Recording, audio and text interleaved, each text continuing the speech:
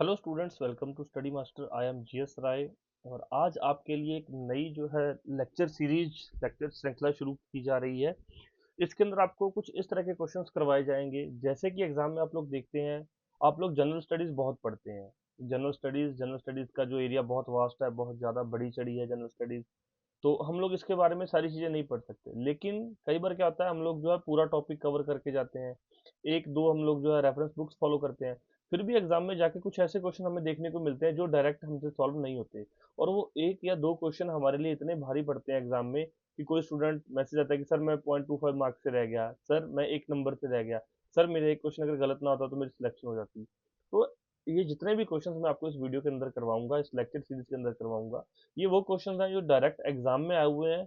और जो जब हम टॉपिक पढ़ते हैं, चाहे कोई एनसीईआरटी पढ़ रहा है, चाहे कोई स्टैंडर्ड बुक फॉलो कर रहा है, चाहे कोई किसी के नोट्स फॉलो कर रहा है, वो क्वेश्चन उसमें कवर नहीं होते। जैसे कि पहला क्वेश्चन देखिए, निम्न में से कौन सा भारत आने वाला पहला अंग्रेजी जहाज है। अब आपने एनसीईआरटी पढ़ी है, बहुत सारी चीजें पढ़ी है, लेकिन बहुत सारे स्टूडेंट्स को इसका आंसर नहीं पता।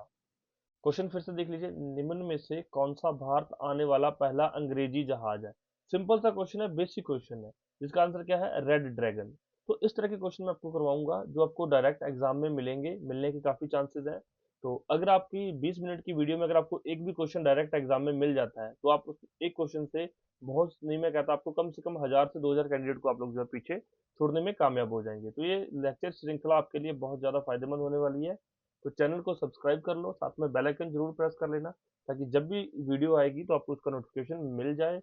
और कोई डाउट होगा तो आप लोग जो है कमेंट सेक्शन में हमसे पूछ सकते हो।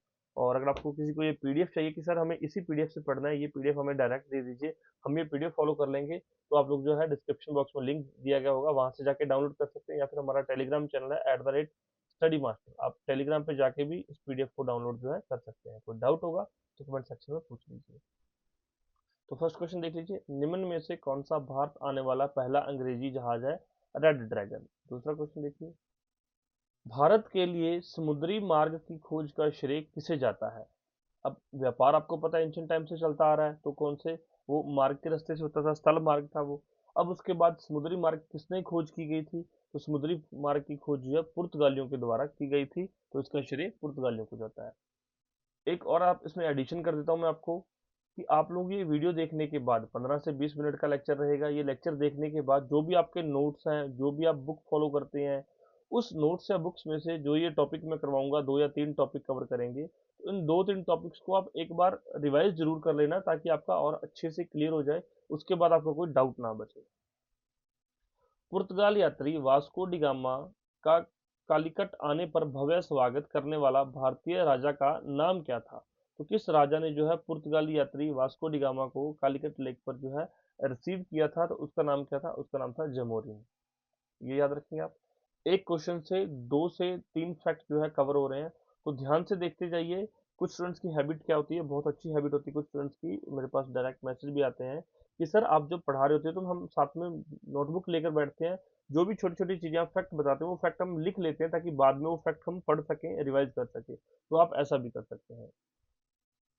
उसके बाद जो हमारा क्वेश्चन है, क्षेत्रीय राज्य है। क्षेत्रीय राज्य के ऊपर क्वेश्चन कैसे आ सकते हैं।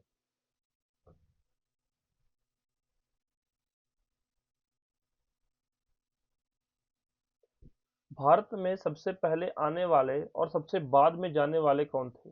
तो भारत में सबसे पहले कौन आए थे, सबसे पहले पुर्तगाली आए थे, और सबसे बाद में भी पुर्तगाली आए थे।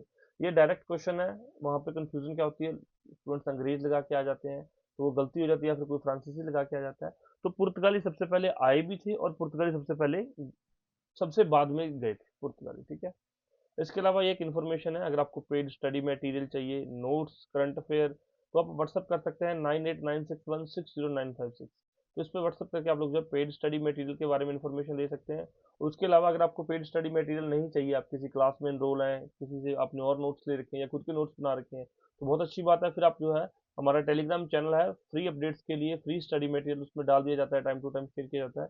तो @स्टडी मास्टर टेलीग्राम पे जाके सर्च कीजिए और इस चैनल को ज्वाइन कर लीजिए। नेक्स्ट क्वेश्चन देखिए, गुरु गोविंद सिंह द्वारा खालसा पंथ की स्थापना किस वर्ष की गई थी। हम लोग सिखों की हिस्ट्री को एक साइड पे छोड़ देते हैं, हम लोग नहीं पढ़ पाते, या इसमें से क्वेश्चन आता है तो हम लोग जो है जनरली छोड़ देते हैं, या हमारा गलत हो जाता है। तो गुरु गोविंद सिंह जो है सिखों के 10वें गुरु थे। तो उनके द्वारा खालसा पंथ की स्थापना की गई थी। कब की गई थी? 1699 में। आंसर है बी। गुरु नानक का जन्म स्थान कौन सा था? तो गुरु नानक देव जी का जो है जन्म स्थान कौन सा है? तलवंडी। सिंपल क्वेश्चन है। अभी ये पाकिस्तान में है, वहां पे ननकाना साहिब गुरुद्वारा बना हुआ है। किस सिख गुरु ने समय को सच्चा बादशाह कहा था? ये बहुत इंपॉर्टेंट क्वेश्चन है, वेरी इंपॉर्टेंट, आप इसको मार्क कर लीजिए। सच्चे बादशाह का टाइटल जो है किसको, किस गुरु को दिया गया था? तो गुरु अर्जन देव जी को सच्चा बादशाह का टाइटल दिया गया था। नेक्स्ट क्वेश्चन देखिए। किस गवर्नर जनरल ने रोपड़ में रंजीत सिंह का बड़े सम्मान के साथ स्वागत किया था? अब क्या होता है कि जैसे हरियाणा, राजस्थान, उत्तर प्रदेश, वो स्टूडेंट्स इस क्वेश्चन को गलत करके आते हैं कि रोपड़ तो पंजाब में है, तो उनको लगता है कि ये पंजाब जीके का क्वेश्चन है, लेकिन नहीं, ये हमारी हिस्ट्री का क्वेश्चन है। रंजीत सिंह, महाराजा रंजीत सिंह जी थे, उनसे रिलेटेड क्वेश्चन है ये। तो किस गवर्नर जनरल ने रोपड़ में रंजीत सिंह का बड़े सम्मान के साथ स्वागत किया था? तो विलियम बेंटिक, याद रखिए। अगर आपको टाइम पीरियड याद होगा दोनों का तो आप अच्छे से कर पाएंगे। अवध के स्वायत्त राज्य का संस्थापक कौन था? अवध एक अलग राज्य था, तो उसका संस्थापक कौन था? स्वायत्त संस्थापक कौन सा है? राइट आंसर देख लीजिए, सआदत खान। वहां पे जो है ये क्वेश्चन बहुत इंपॉर्टेंट है। काफी स्टूडेंट्स ये आके मुझे बताते हैं कि सर ये क्वेश्चन गलत हो गया, पढ़ के भी गए थे, याद भी था, फिर भी वहां पे जाके क्या होता है, एग्जाम में जो है टाइम प्रेशर होता है और थोड़ी टेंशन होती है माइंड में, तो उस वजह से क्वेश्चन गलत हो जाते हैं। तो इस तरह के क्वेश्चन आप लोग जो है डायरेक्ट रीड आउट कीजिए, 2-3 बार पढ़िए इस क्वेश्चन को, और क्या कीजिए, जैसे ये क्वेश्चन पढ़ा और इसका आंसर देखिए कि इस क्वेश्चन आएगा तो मेरे दिमाग में सआदत खान सीधा टिक करना चाहिए। टीपू सुल्तान कहाँ का शासक था? टीपू सुल्तान कहाँ का शासक था? Mysore. Very easy question. Plassey के युद्ध के समय बंगाल का नवाब कौन था? जब प्लासी का युद्ध हुआ था तो उस समय में बंगाल का नवाब कौन सा था? सिराजुद्दौला। ये जितने भी क्वेश्चन मैं करवा रहा हूँ इन सभी के जो टॉपिक्स हैं वो मैंने पहले ही कवर करवा दिए हैं, और तो आप देख लीजिए डिस्क्रिप्शन बॉक्स में मैं आपको जो है प्लेलिस्ट शेयर कर दूंगा। आप हिस्ट्री के पहले लेक्चर भी देख सकते हैं, लेक्चर देखने के बाद आप ये क्वेश्चन कर सकते हैं, या फिर ये क्वेश्चन करने के बाद उसमें सारा दिया गया कि प्लासी के युद्ध में किस तरफ से कौन लड़ा था, किस वर्ष युद्ध हुआ, सारी चीज़ें उसमें आपको अच्छे से करवाई गई हैं। तो ये एक रिवीजन लेक्चर है ताकि आपकी रिवीजन हो सके। अगर यहीं पर मैं पूरा टॉपिक करवाने लग गया तो फिर ये लेक्चर बहुत लंबा हो जाएगा और क्वेश्चन का कोई मतलब नहीं रह जाएगा। तो फिर वो क्वेश्चंस जो है डायरेक्ट, जैसे मैंने आपको स्टार्टिंग में बताया था, ये डायरेक्ट क्वेश्चन आने के चांसेस हैं। तो ये क्वेश्चन डायरेक्ट आपको जो है एज इट इज क्वेश्चन याद कर लेने हैं। पुर्तगाल संस्कृति के अवशेष भारत में कहाँ पाए जाते हैं? जो पुर्तगाली संस्कृति है इसके अवशेष भारत में गोवा के अंदर पाए जाते हैं। नेक्स्ट हमारा टॉपिक है सांस्कृतिक और सामाजिक सुधार आंदोलन। इसमें से क्वेश्चन बनते हैं, वेरी इंपॉर्टेंट क्वेश्चन जो है डायरेक्ट एग्जाम में एज इट इज आया हुआ है वो मैं आपको यहाँ करवा रहा हूँ। स्वामी दयानंद सरस्वती ने प्रथम आर्य समाज 1875 ईस्वी में कहाँ स्थापित किया था? अब एक तो फैक्ट मिल गया कि आर्य समाज जो है पहला 1875 में स्थापित किया गया। किसके द्वारा? दयानंद सरस्वती के द्वारा। तो ये तो आप गलत नहीं करेंगे। तो अब कहाँ पे स्थापित किया गया था? सिंपल सा क्वेश्चन है, मुंबई के अंदर किया गया था, उस टाइम उसको मुंबई कहा जाता था। अब नेक्स्ट क्वेश्चन इसी में से बन गया है। अगर पहला क्वेश्चन ध्यान से किया तो इसका आंसर आप अच्छे से कर पाएंगे। आर्य समाज के संस्थापक कौन थे? तो इसका आंसर आप लोग जो है कमेंट सेक्शन में देंगे। इजी क्वेश्चन है, इसी से फैक्ट से जो इसका आंसर बनेगा। तो कमेंट सेक्शन में आप आंसर दीजिए। वीडियो के बारे में जो भी आपकी राय हो, लेक्चर सीरीज के बारे में जो भी आपकी राय हो, आप मुझे कमेंट सेक्शन में जरूर बताएं ताकि फिर जो भी चेंजेस करने हैं नेक्स्ट लेक्चर के अंदर आपके लिए वो चेंजेस कर दिए जाए। औपनिवेशिक भारत में आर्य समाज स्थापित करने वाले निम्नलिखित में से कौन थे? तो आर्य समाज की स्थापना किसने की थी? और ये दोनों क्वेश्चन बिल्कुल सेम है, बिल्कुल इनका सेम आंसर है। तो राइट आंसर क्या है? स्वामी दयानंद। कई जगह इनको स्वामी दयानंद सरस्वती जी लिख दिया जाता है। नेक्स्ट क्वेश्चन देखिए। रामकृष्ण मिशन की स्थापना किसने की थी? रामकृष्ण मिशन की स्थापना किसने की थी? सबसे आसान क्वेश्चन है लेकिन गलती यहीं पर होती है। क्या होता है एग्जाम में टाइम कम होता है, क्वेश्चन ज्यादा होते हैं। हमने देखा रामकृष्ण मिशन, चलो जी रामकृष्ण लगा देते हैं, अगर आप पढ़ के नहीं गए थे। तो रामकृष्ण मिशन की स्थापना स्वामी विवेकानंद जी ने की थी। विवेकानंद जी के गुरु थे रामकृष्ण, उन्होंने अपने गुरु के नाम पे जो है इस मिशन की स्थापना की थी। इतना याद रखिए।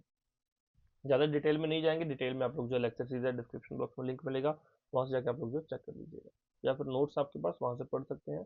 आपके पास अगर स्टडी मास्टर के नोट्स हैं तो फिर तो आपको समझ आ जाएगा कि एक एक चीज़ आपको करवाई गई उसमें बताई गई है। बुनियादी शिक्षा का विचार पहले किसने प्रस्तुत किया था? बुनियादी शिक्षा का विचार पहले किसने प्रस्तुत किया था? तो बुनियादी शिक्षा का विचार किसने प्रस्तुत किया था? ऑप्शंस के हिसाब से राइट आंसर है महात्मा गांधी। स्टूडेंट्स राजा राम मोहन राय, दयानंद सरस्वती लगा के आएंगे, लेकिन वो गलत है। इसका राइट आंसर महात्मा गांधी है। ये वो क्वेश्चन आपको मैं करवा रहा हूँ जो एग्जाम के अंदर आप लोग जो है लगा के कुछ आते हैं, लेकिन वहां पे जाके क्या होता है, आंसर में आंसर की कुछ और आ जाती है एग्जाम के अंदर। तो जो एग्जाम, ये क्वेश्चन 3-4 एग्जाम्स में आया हुआ है, उसके आंसर की के अंदर महात्मा गांधी इसका सही आंसर दिया गया है। अलीगढ़ में मोहम्मदन एंग्लो ओरिएंटल कॉलेज की स्थापना किसने की थी? तो अलीगढ़ के अंदर मोहम्मदन एंग्लो ओरिएंटल कॉलेज की स्थापना किसके द्वारा की गई थी? सर सैयद अहमद खान के द्वारा। किसके, कहाँ पर? अलीगढ़ के अंदर। नए भारत का पैगंबर किसे कहा जाता है? बेसिक क्वेश्चन है, बहुत बार पूछा गया है। नए भारत का पैगंबर किसे कहा जाता है? राजा राम मोहन राय जी को इस उपाधि से नवाजा गया है। नए भारत का पैगंबर इनको कहा जाता है। नेक्स्ट है, प्रार्थना समाज का संस्थापक कौन था? प्रार्थना समाज का संस्थापक कौन था? आत्माराम पांडुरंग। इन्होंने प्रार्थना समाज की स्थापना की थी। सबसे पहले आर्य समाज, फिर प्रार्थना समाज। इस तरह से आपके नोट्स के अंदर भी एक एक चीज जो है दी गई है, सारी डिटेल उसमें दी गई है। राजा राम मोहन राय ने किसके विरुद्ध एक ऐतिहासिक आंदोलन का आयोजन किया था? तो राजा राम मोहन राय किसके लिए फेमस हुए थे? उन्होंने जो एक ऐतिहासिक आंदोलन लड़ा था सती प्रथा के खिलाफ, कि जिस स्त्री का पति मर जाता है तो वो उसको उसकी चिता के साथ ही उसकी पत्नी को जो है जला दिया जाता है। तो वो सती प्रथा थी, उसको उन्होंने करवाया और उसके लिए उन्होंने आंदोलन लड़ा। सर्वोदय का आशय क्या है? सर्वोदय, आपने भाषण में भी कई बार सुना होगा सर्वोदय, सबका उदय है। हिंदी जिनकी अच्छी है उनको समझ आ जाएगा कि सर्वोदय का क्या आशय है। सबका उदय, सबका उत्थान। तो सर्वोदय का आशय क्या है? सबका उत्थान। तो इसका राइट आंसर सी। छोटा सा लेक्चर था, इसमें मैंने आपको 3 टॉपिक कवर किए हैं। फिर से देख लीजिए 3 टॉपिक और कौन से कवर हुए हैं। सांस्कृतिक और सामाजिक सुधार आंदोलन। हालांकि इस टॉपिक्स में से 100 प्लस क्वेश्चन बन जाएंगे, लेकिन ये वो क्वेश्चन है जो डायरेक्ट आपको एग्जाम में देखने को मिलेंगे और आपके जो है गलत होने के चांसेस यहाँ पे बढ़ जाते हैं। और आपको और बहुत सारे क्वेश्चंस मैं करवाऊंगा। आपको history, polity, economy, geography, science, एक एक चीज के क्वेश्चन आपको करवाए जाएंगे। हिस्ट्री के अंदर भी तीनों पार्ट, एंशियंट, मेडिवल, मॉडर्न और आर्ट एंड कल्चर के क्वेश्चन भी करवाऊंगा। तो वीडियो को लाइक कीजिए, शेयर कीजिए, ताकि आप जितना ज़्यादा पार्टिसिपेटिव रहेंगे मेरे साथ, पार्टिसिपेट करेंगे कि सर ये चीज़ करवाओ, पहले ये करवा दो, वो सारी चीज़ें आपका जो है, जितने आप कमेंट करेंगे, जितने आप हमारे साथ जो है डिस्कशन करेंगे कमेंट सेक्शन में, उतना ही आपके लिए नेक्स्ट लेक्चर और बेहतर होगा। कोई डाउट होगा तो आप कमेंट सेक्शन में पूछ लीजिएगा।